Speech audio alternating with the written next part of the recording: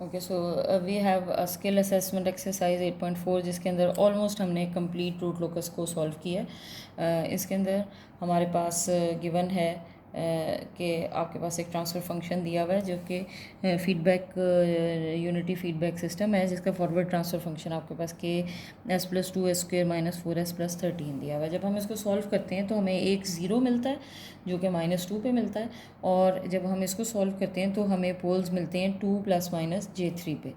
सो 2 चूँकि positive part है इसलिए 2 + -j3 को कुछ इस तरह से हम यहाँ पर प्लॉट कर लेंगे। सो ये हमारा पोल ज़ीरो मैप बन गया। उसके बाद जो नेक्स्ट पार्ट उसने कहा था कि आपने इसका रूट लोकस स्केच करना है। सो हम इसके रूट लोकस के पहले रियल एक्सिस सेगमेंट को देखने की कोशिश करेंगे। सो रियल एक्सिस सेगमेंट आपका चूँकि सिर्फ इस एरिया में बनेगा क्योंकि सिर्फ इसी की बैक साइड के ऊपर है। ओके, सो उसके बाद हम इसके नेक्स्ट पार्ट बी पार्ट में उसने अभी हम पूरा कंप्लीट रूट लोकस बनाएंगे, इमेजिनरी एक्सिस की क्रॉसिंग को निकालने को कहा है। सो हमने प्रीवियसली अपने यूट्यूब के लेक्चर के अंदर ये भी देखा था कि इमेजिनरी एक्सिस की क्रॉसिंग कब एग्जिस्ट करती है। सो इमेजिनरी एक्सिस की क्रॉसिंग तब एग्जिस्ट करती है जब आपके पास रुथ हर्विट्ज क्राइटेरिया अगर आपको याद हो तो हमने उसमें कहा था whenever we have a complete row zero तो हमारे पास इमेजिनरी एक्सिस के ऊपर पोल्स लाई कर सकते हैं, यानी सिस्टम मार्जिनली स्टेबल हो सकता है। तो हम उसी रूल को यहाँ इम्प्लीमेंट करेंगे और हम कहेंगे कि आपके पास डेफिनेट सी बात है अगर ज़ीरोज़ यहाँ होंगे और पोल्स यहाँ होंगे तो पोल से को उसको रूट लोकस को निकलना चाहिए और अराइव करना चाहिए ज़ीरो के ऊपर। जब वो यहाँ से यहाँ मूव करेगा तो there must be some real axis crossing, और वो रियल एक्सिस क्रॉसिंग हमेशा कॉन्जुगेट पेयर में होगी, क्योंकि मैंने अभी आपको बताया कि आपके पास रूट लोकस हमेशा सिमेट्रिकल होगा। जितना वो ऊपर ट्रैवल करेगा उतना वो डाउनवर्ड ट्रैवल करेगा। So real axis imaginary axis की क्रॉसिंग को हम कैसे निकालेंगे? हम इसका क्लोज लूप ट्रांसफ़र फंक्शन लेंगे। क्लोज लूप ट्रांसफ़र का फंक्शन का मतलब होता है G/1 + GH का फार्मूला में इसको पुट करेंगे, क्योंकि आपके पास ये जो G होता है ये फॉरवर्ड पाथ का गेन होता है और ये H(s) फीडबैक पाथ का गेन होता है। जब आप सिंपली G(s) को सॉल्व कर रहे होते हैं रूट लोकस के अंदर, हम सारी कैलकुलेशंस G(s) पे कर रहे होते हैं। सो जब आप इमेजिनरी एक्सिस की क्रॉसिंग निकालेंगे तो आपने T(s) निकालना है। T(s) का मतलब ये होगा कि G क्लोज लूप निकालेंगे। ओके, सो जब हमने ये सॉल्व कर लिया तो हमने इसके डिनोमिनेटर को लेना है और उसको रुथ रे के अंदर पुट करना है। सो चूँकि इसकी हाईएस्ट वैल्यू s² थी, यहाँ स्क्वेयर आ गया, s आ गया एंड s0 आ गया, हमने इसको अल्टरनेटिवली पुट कर दिया। ओके, सो हमारे पास अगर हम नोटिस करें तो इस रो को हम कंप्लीट ज़ीरो नहीं कर सकते क्योंकि इसके अंदर 1 है। इस रो को भी हम कंप्लीट ज़ीरो नहीं कर सकते क्योंकि अगर आपने इसको ज़ीरो करना है तो आपको k को ज़ीरो करना पड़ेगा। हम इस रो को कम्प्लीटली ज़ीरो कर सकते हैं, क्यों? क्योंकि अगर हम k की वैल्यू को -4 पुट कर दें तो ये इसका ये एलिमेंट तो ऑलरेडी ज़ीरो है, अगर k को आप 4 पुट करेंगे तो ये एलिमेंट भी ज़ीरो हो जाएगा। सो ये कंप्लीट रो ज़ीरो ही, द मोमेंट आपके पास कंप्लीट रो ज़ीरो होती है उसके ऊपर वाले पॉलिनोमियल को हम इवन पॉलिनोमियल कहते हैं। This polynomial is even polynomial. So whenever there is an existence of an even polynomial we have some poles on the imaginary axis. तो चूँकि हमने उसको रूट लोकस की जे एक्सिस क्रॉसिंग में ट्रांसलेट कर लिया था, इसलिए हम कहते हैं कि अब जे एक्सिस की क्रॉसिंग एग्जिस्ट करेगी। So existence of J axis crossing है। हमने वो कैसे निकालना है? हमने ऊपर इस इवन पॉलिनोमियल पे जाना है। वो इवन पॉलिनोमियल को अगर आप लिखेंगे तो वो क्या आएगा? इसकी वैल्यू s² है प्लस इसकी, चूँकि हम एक स्किप करके लिखते हैं तो 2k + 13 है। ठीक है, सो ये पूरी इवन, ये हमारा इवन पॉलिनोमियल बना। यहाँ पर अगर आपको पता हो कि ये ज़ीरो कब होगा, जब आपके पास k4 होगा। सो हम इसको 4 पुट करेंगे तो 2 × 4 विल बी 8 एंड ये हमारे पास वैल्यू आ जाती है s² + 21 = 0। और जब आप इसको सॉल्व करेंगे तो it will be s = ±√21j। So √21j का मतलब यह है कि this will be somewhere between 4 and 5, 4.5 के करीब होगी। सो प्लस में भी होगी और माइनस में भी होगी। सो इस पॉइंट के ऊपर इसकी जे एक्सिस क्रॉसिंग एग्जिस्ट करेगी। ओके, सो नेक्स्ट के अंदर हम ये देखते हैं जो नेक्स्ट पार्ट उसने हमें कहा, उसमें उसने ये कहा है कि आपने फाइंड द गेन के at the J axis crossing, वो हम पार्ट निकाल चुके हैं। ये के की वैल्यू जो आपने निकाली थी this was the C part.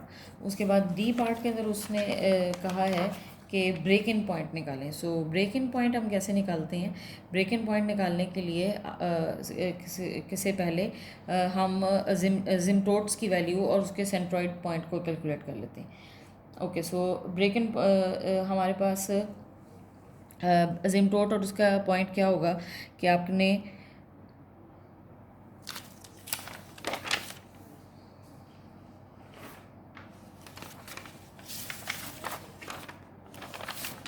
Okay, सो हम ब्रेक इन, जो हमारे पास नेक्स्ट पार्ट उसने कहा हुआ है that is to calculate break in point.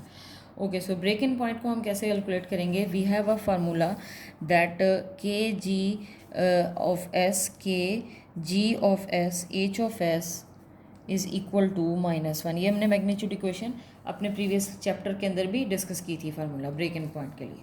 सो हम इसको K G of S is equal to -1 करके सब्सिट्यूट कर देंगे इसी ट्रांसफ़र फंक्शन को जो हमारे पास गिवन है. और चूंकि हम ब्रेक इन पॉइंट, सबसे पहले ब्रेक इन पॉइंट को आप समझ लें कि ब्रेक इन पॉइंट है क्या. ब्रेक इन पॉइंट का मतलब ये है कि आपके पास ये कॉम्प्लेक्स पोल्स हैं. ब्रेक इन पॉइंट हमेशा रियल एक्सिस का पॉइंट होता है. इसका मतलब ये है कि ये break in point, root locus इस पॉइंट पर एंटर हो रहा होगा रियल एक्सिस पे. क्यों उसको एंटर होना है? क्योंकि कॉम्प्लेक्स पोल से वो चला है, डिपार्ट किया, और फाइनली उसको रियल एक्सिस के किसी पॉइंट पर आके इस ज़ीरो के ऊपर अराइव करना है.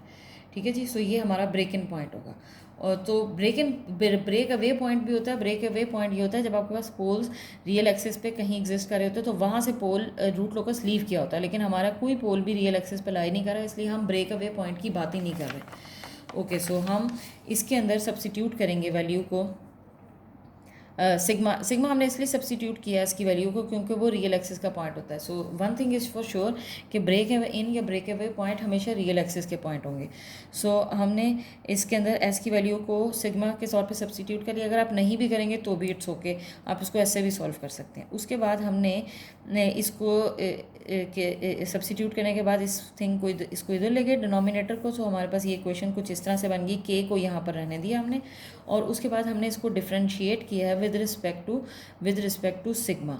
सो ये हमारे पास कुछ इस तरह से इक्वेशन बन गई. क्वेश्चन रूल अप्लाई करेंगे तो हमारे पास ये सिंप्लीफाई होके, और इधर इस चूँकि इधर -1 था ये 0 हो जाएगा.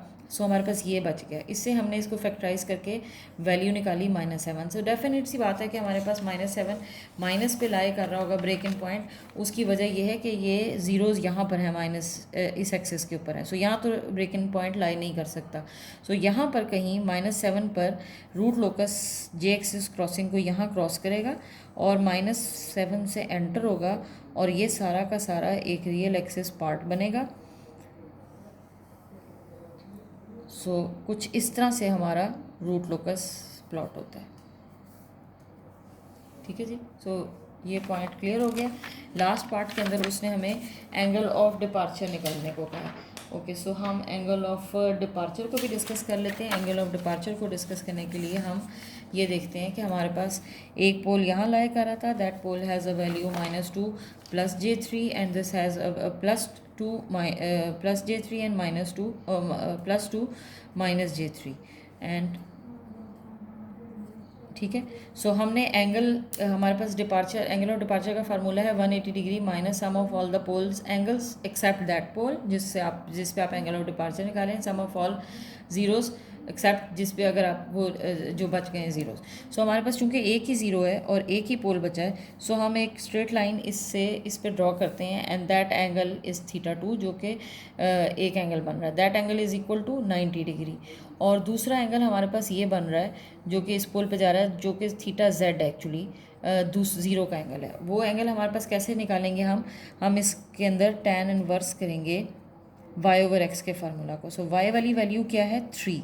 ये वैल्यू 3 है, और divided by this thing is 2 and this thing is also 2. सो ये हो गया 4. सो हमारे पास tan इनवर्स इसका निकलता है 36.8. सो हमने, ये ज़ीरो का एंगल था θz, ये दूसरे वाले पोल का एंगल था. इन दोनों को हमने माइनस किया एंड 180 से माइनस करके फाइनली हमारे पास ये एंगल आ गया 53. लेकिन चूंकि आपके पास एंगल ऑफ डिपार्चर वो एंगल होता है जिससे पोल रूट लोकस एक्चुअली लीव कर रहा होता है. सो 53 इज़ अ स्मॉलर एंगल जो कि इनसाइड ये वाला एंगल. सो जब आपने कंप्लीट एंगल निकालना है ये एंगल, तो आप इसके अंदर 180 डिग्री को ऐड करेंगे तो दिस विल बी -233, क्योंकि ये इसकी डायरेक्शन बन रही है, इस डायरेक्शन में ये लोकस आ रहा है. सो हमने लोकस को ऑलरेडी ड्रॉ कर लिया, यानी ये जो एंगल है दिस एंगल इज़ -233. एक्चुअली ये this is the angle of departure.